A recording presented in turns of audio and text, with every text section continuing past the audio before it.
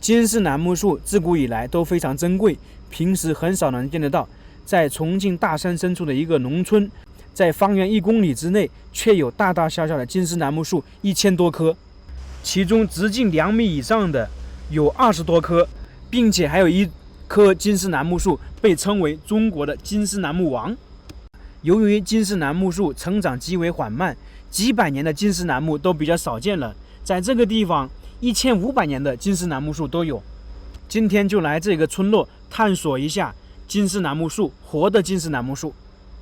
大家好，我是邱炳，我现在重庆酉阳，这个地方是中国金丝楠木园。我们前段时间去了湖北，有一个金丝楠木的房子，大家看了一下，价值非常高，那就是用这些金丝楠木制作的。这里现在是一个景区，不过呢不收门票。我们在这里看到一个仿造的金丝楠木，那这个树呢大概直径是2米，非常巨大吧。那么在这里呢是真的存在这么大的金丝楠木。等一下我们能看到大概高度50米的金丝楠木，直径2米的。经常说怎么分辨金丝楠木或者金丝楠木内部是什么样子的，在这里简单能看一下，它里面是金黄的。等一下我们在上面能看到，现在准备上去看看金丝楠木到底是什么样子的，因为很少能够见到真正的金丝楠木树活的啊。金丝楠木是国家2级保护植物，主要产自于云贵川、湖南江浙等地。它这个材质呢非常坚硬，色泽呢有点带黄，有阵阵幽香，水不进，鱼不学，千年不腐不朽。经历的时间很长，还跟新的一样。所以呢，历朝历代王朝修建皇宫都首选楠木。所以呢，楠木就是金丝楠木啊，被称为皇室专用的。打个比方说，我们经常走了很多地方，也能发现陵墓它的棺椁，还有陵墓上面的大殿、皇宫，这些都是用金丝楠木制作的。那也就是说，一般人是没有资格用金丝楠木的。这说的是在古代。用金丝楠木就是说违规，只有皇帝同意你了，你才能用金丝楠木。所以呢，金丝楠木有木中之王、国木、共木之称。楠木呢有3种，一种是香楠，一种是金丝楠，还有一种是水楠。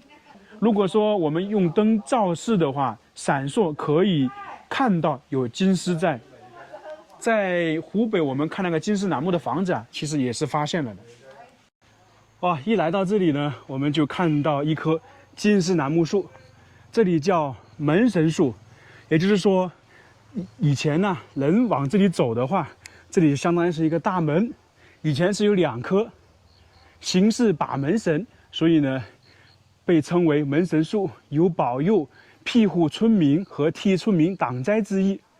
在这个地方，像这样大的金丝楠木1000年以上的，大概有8棵，这是其中1棵。大家看一下，这个估计要4、5个人才能抱住。这里最大的金丝楠木树呢，大概是要8个人才能抱住，确实是非常巨大呀。我也是第一次见到这么巨大的金丝楠木树。金丝楠木树真正活的，我是在湖南见过一次，但是比较小，那个可能就是几百年。那像这些树呢，肯定是上千年的历史了。看看这些金丝楠木下面很光滑，而且看到它这些都是有条纹在这里的，真的是与众不同啊。不过这里也长了很多青苔，非常巨大。在这个位置啊，短短的空间就有6棵这样巨大无比的树。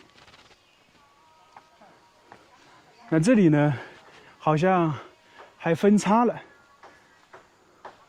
就是1棵树长成2棵树的样子。哎，阿姨，这些也是金丝楠木树吗？哪些啊？哦，那些是吧？哦，我看看，看到没有？这些小的树，也就是金丝楠木，可能就是用这些大的金丝楠木的种子啊培育而成。这里好多啊，所以这里的金丝楠木树太多了。大家看到没有？这个树叶比较老一点，然后这个比较嫩一点，这个明显一看就知道，它这个金丝楠木树啊，一般是4、5、6这个月开花，所以可以看到它这些有新的树叶、老的树叶。再看一棵树，它这棵树呢命名是叫做平安树，就是一棵树长成2棵树。那这里所谓的平安树、障眼树这些门神树是什么意思呢？就是开放成景区啊，给它命名的。以前是没有命名的，但是以前有单独1、2棵树有过命名。等一下再看，看看这个树巨大吧。我们走近看一下。哇，这里有点烂了。可以看到这些金丝楠木树啊，它跟其他树好像都不一样，都是有很多这种条纹的，这样一路一路下来。这里的话，如果这2棵树，我估计抱起来，最起码要5、6个人，太大了。这个估计也有1000多年的历史。像我们旁边看到这几个巨大的金丝楠木树啊，前方有状元树，这些都是上千年的历史呢。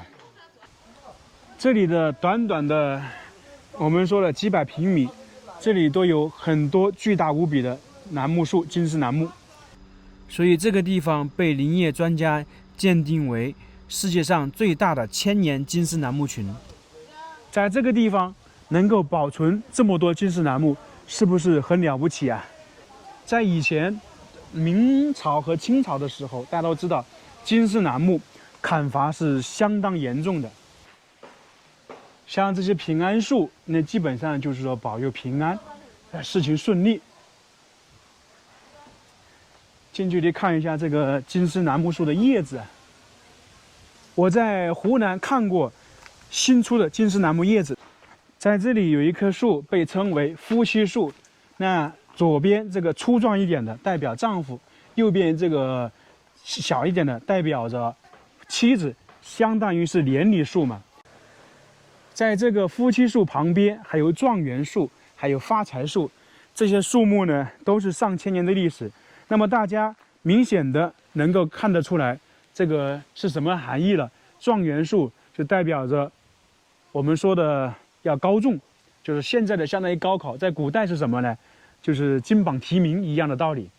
发财树就更不用讲了，是不是？这个大家都知道了，密密麻麻的非常多啊。这里还有一棵松子树，这棵树也很大，而且发现没有，这棵树是长在这些石头上面的，这下面很多石头啊，所以这些树木的生长力是非常旺盛的，能够直插那个底部啊。它这里的树啊，好多都上面分叉了，下面是我们说的一节，然后上面呢就变成2棵了，有些变成3棵了。我们经常说金丝楠木内部结构是什么样子的，在这里能够看一下，大家发现没有？这些金丝楠木经过这么长，这些裸露在外面氧化了，但是呢，现在我还没能看出来这里带一点点黄色的。所以说金丝楠木，你假如说在这里啊，用照明灯照一下，里面可能会有东西体现出来。我照一下看看，对不对？看到没有？是不是带点金黄？因为这个还是裸露的外面的。在我身后这棵树就非常好玩了。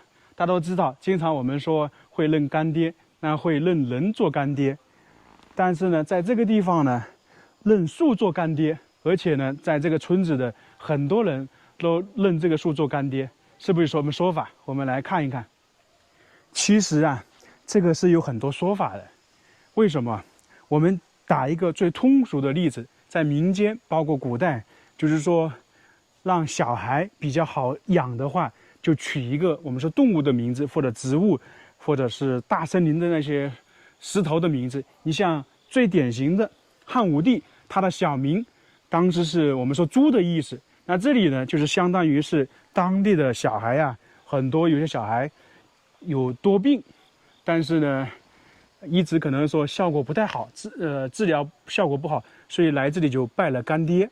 那么后面就我们说的平平安安长大，所以这是一种民间的说法。这棵树应该说是我看到了第2大的，最大的是一个金丝楠木王。我们现在来看到的就是这一块的金丝楠木王，也叫做长寿树，也就是最大的一棵树龄最长的一棵，好像按资料是大概1300年到1500年之间，整个这个面积啊非常大。长寿树，中国金丝楠木王，有这样的称呼，难道是中国最大的一棵金丝楠木树吗？大家猜想是不是？我感觉它既然这里打出了这样的标志，应该就是吧。超级巨大呀！而且呢，说句实话，感觉这个有点像菩提树一样的。那这个树底下是不是可以坐着一个人在修行？就跟我们说如来就是释迦牟尼坐在这里修行一样的。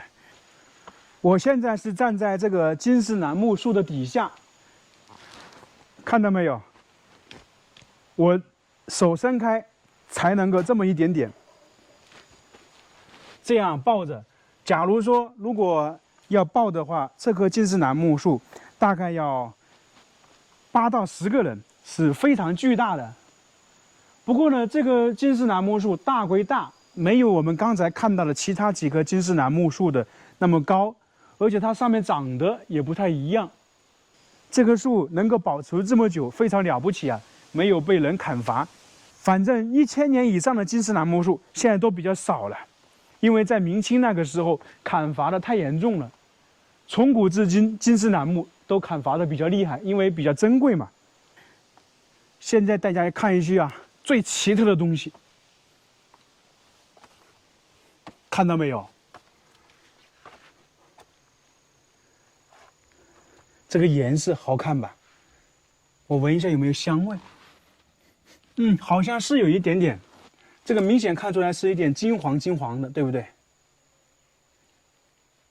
那旁边这些有点黑的，可能就是氧化了。它这棵树也叫长寿树，就是说有一个传说，当时明朝万历的时候，这里还属于土司管辖，有2个土司打仗，其中的一个女子的老公就被抓壮丁，相当于是抓去打仗了。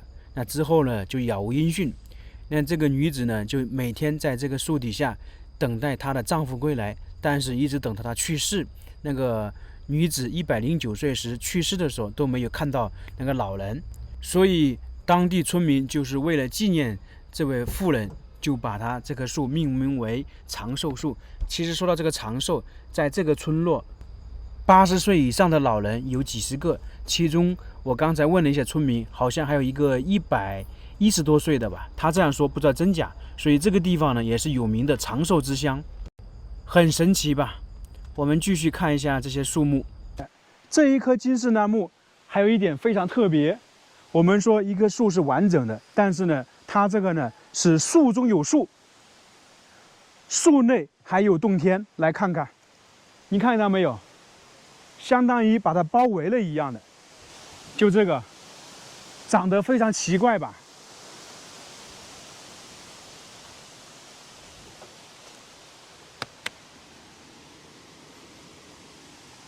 现在闻不到香味，太奇特了。这感觉就是外面这个是皮，然后这个才是树干。这棵树被称为金丝楠木王，确实是非常巨大呀。这就是大自然神奇的所在地。没想到还有能见到这么巨大无比的金丝楠木树。